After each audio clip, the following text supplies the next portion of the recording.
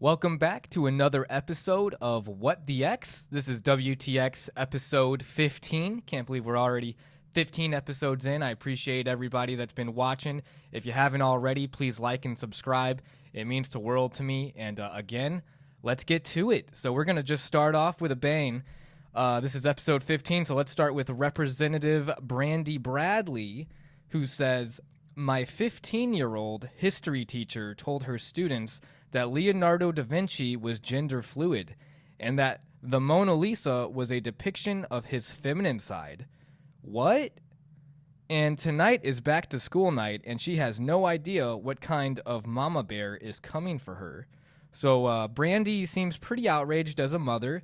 I would advise her to think before she types, because she could avoid a lot of typos. She did have to go through the thread and correct herself. My 15-year-old son's history teacher. Just to clarify, Jobins, this is her son's teacher who had said that Leonardo da Vinci was gender fluid and that the Mona Lisa was a depiction of his feminine side. I have heard the feminine side picture where it was like he is doing a self-portrait of himself as a woman. And, it would be very interesting because he was around during a time when the church definitely would probably kill you for even suggesting that you're gender fluid. So maybe he was, maybe he wasn't. I do think it's a bit problematic to really enforce that in academia. I believe that there is a place for this kind of discussion, and I don't think it's in the history class. I think history should be more objective-based, as objective as you can get. As everyone knows, history is written by the victors, so who knows how much of history we can really, truly take 100%. But, we try to strive for objectivity when it comes to academia and science, history, math, all the core subjects. You should always be as objective as possible, and I don't think that you should make any indication or make an assumption when there just isn't enough evidence to really support your claim. Just go with what we do know for a fact. Now, would a movie about Leonardo da Vinci being gender fluid be an interesting movie? I totally think it would be.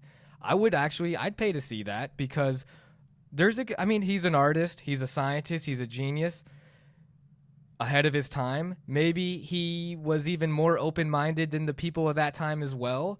Maybe he was gender fluid like the history teacher was suggesting, but I don't think it's her place to put that into the kids' heads. I think that goes with that indoctrination, that we always see with college professors. They can't even answer a simple yes, no on what a male and a female is, so that kind of gives me an idea that, hey, maybe this history teacher is a little off. But I do, I think it's an interesting point, though, at the end of the day, to make about Leonardo da Vinci. And Brandy Bradley, Representative Brandy Bradley, clearly has an agenda as well. Who knows, is this is rage bait? And this might not even be a real story for all I know, Jobins. Maybe she made all this up. Does she even have a 15-year-old son? I didn't do the fact-checking. But it was just a story that I thought was a bit interesting because I can see where the history teacher's coming from, and I can also see where the mom's coming from if this is indeed a real, a real thing that happened. So let's move forward to the second tweet, Jobin, or the second X, I should say. Templar Pilled at Templar Pilled. Seems like it's a far-right Christian page. I'm not really following it. But I did, because there's been the Shroud of Turin.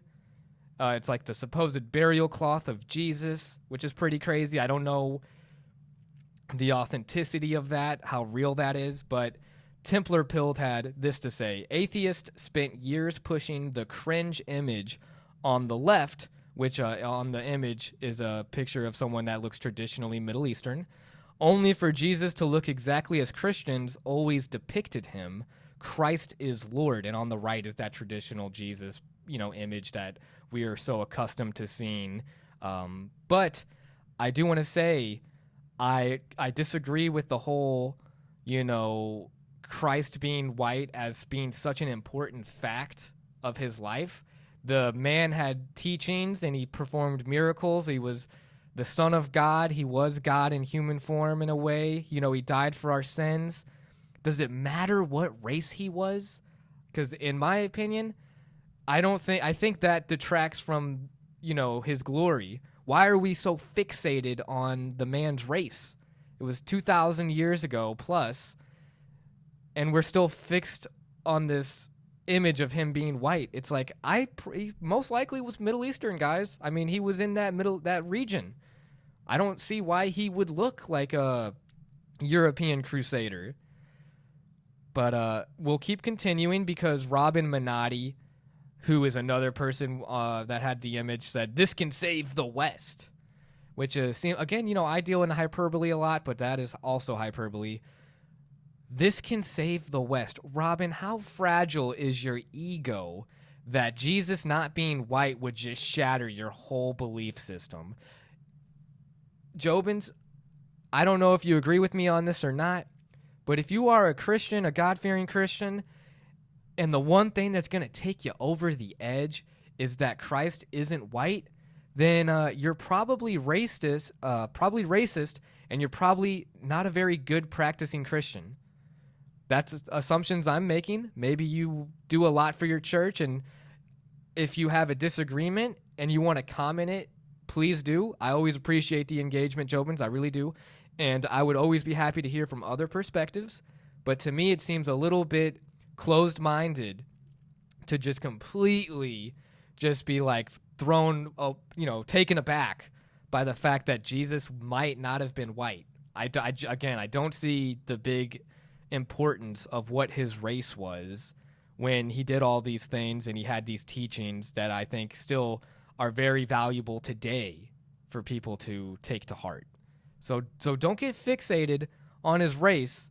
Let's just get fixated on the things that he did and the way that he lived his life, and just do our best to try to be good Christians, or, you know, good Muslims, or good Jews, whatever your race or religion, you know, just be a good person.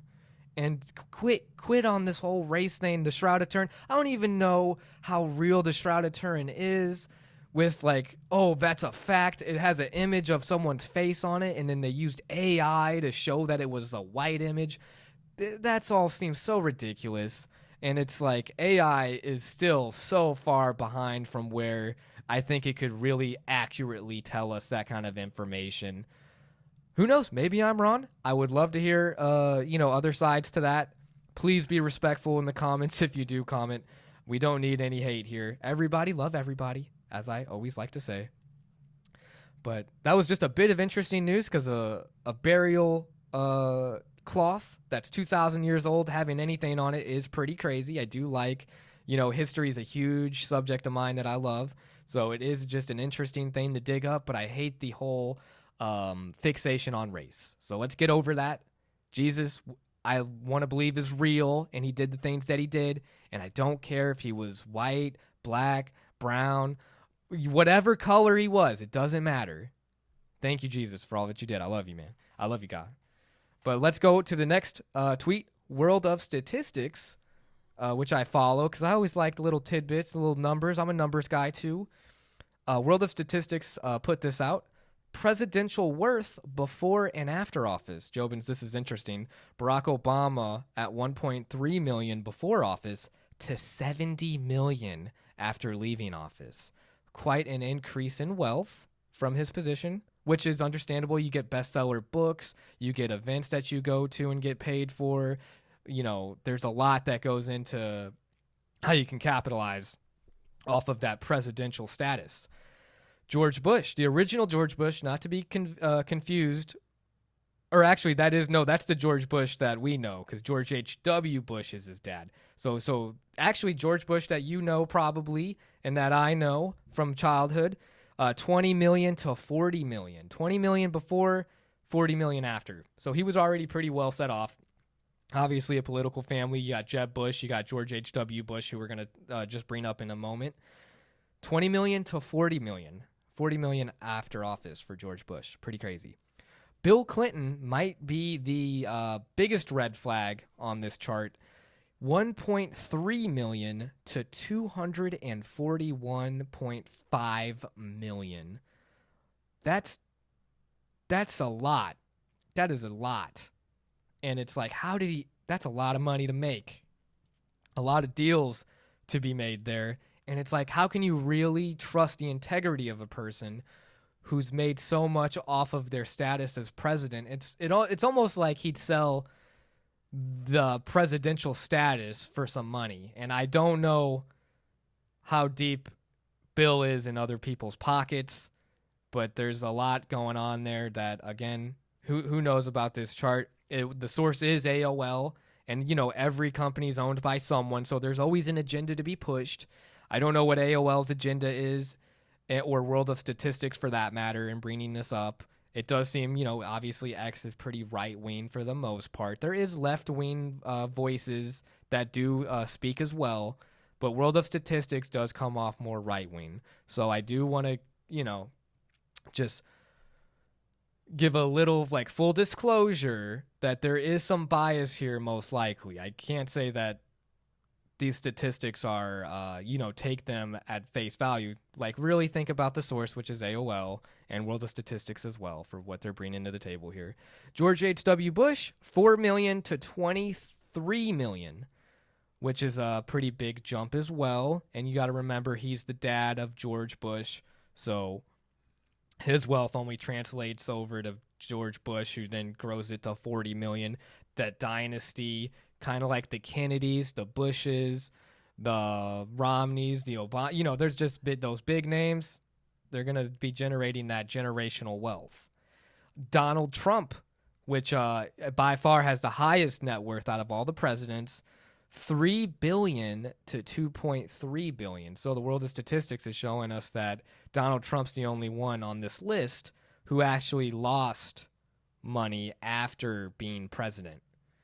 Again, 3 billion is a lot more than even 241 million that Bill Clinton had afterwards. So he already had such a ridiculous amount of wealth that it's almost not fair to really compare these things as apples to apples. So I did want to bring it up because I do think it's interesting how being president can get you so much money when it almost seems problematic to the purpose of being president, being for the people, when it seems like it's almost for your wallet. But again, take it with a grain of salt. The World of Statistics, just thought it was an interesting tweet, so I wanted to share it. Fourth tweet here, guys, from Alex Jones. I know he's a polarizing figure, but I do kind of think that he might be right on this. Let me just say what it was. As I predicted yesterday, RFK Jr. will drop out of the race on Friday and endorse President Trump in a national address streamed to all major platforms. This is fantastic news for America and the whole world. We can stop World War III together. And on Robert's page, he does say that he is going to have a big announcement on Friday. I wouldn't be surprised, it's getting closer to election, that he drops out. And I do think that he is going to endorse Trump. I think that they have more in common than he has in common with Kamala and the Democrats. But again, he is always preaching unity, which is something that I really do like about Robert Jr., Kennedy Jr. I love that he's never trying to tear down one side or the other, and he's always America first, at least in his dialogue. So I would be surprised if he went with Kamala over Trump, but then again, he is all about preaching unity, and maybe who knows what he'll say. But I'm definitely going to stay tuned in on Friday. Who knows what happens, but I'm looking forward to the developments, and just hopefully we can come to some kind of understanding and have a clear race on who's running and who to vote for. Because right now I'm still with Kennedy, but who knows? Maybe that could change. And let's continue with our last tweet, Jobins. And this is by Vince Langman. And he said, if this is your dad, this is your son. And it's Tim Walz on the left, and he's doing a little awkward walk that I guess some could laugh about.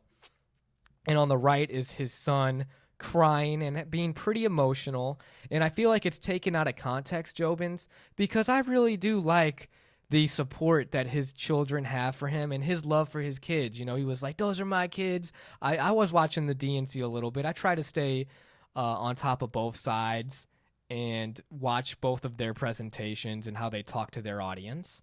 And I like Tim. I mean, Tim Walz seems like a solid dad, and his kids are there for him, and his son's like, "That's my dad. That's my dad." And to me, I liked that. I don't think we should be bashing him. Just like I said, the left shouldn't be bashing Barron Trump, because I don't think that's fair to Barron either. I don't think it's fair to the kids of the candidates. So stop, both left and right side. Stop attacking the kids. Vince, you're a grown man, and this is a kid that you are trying to tear down and make look silly, but in fact, you look silly, sir, because I think that is a genuine interaction, and then for that kid to be proud of his dad is awesome. And one day I hope that I can have kids that are just as proud of me as Tim Walz's kid is for him. So that was a cool moment. I think that's cool to see the family support system. We need to encourage more strong families. So Vince, everybody love everybody, all right? You stop. You should actually apologize for what you just said there. More apologies, I think, from both sides would just make the world a better place. And that's all I had today for episode 15. What the X, episode 15. Jobins, I appreciate all of you, everyone that tunes in. I try to post this pretty regularly on a 4-day basis, so thank you for tuning in every time. God bless. Have a great week, Jobins. And that's it. What the X?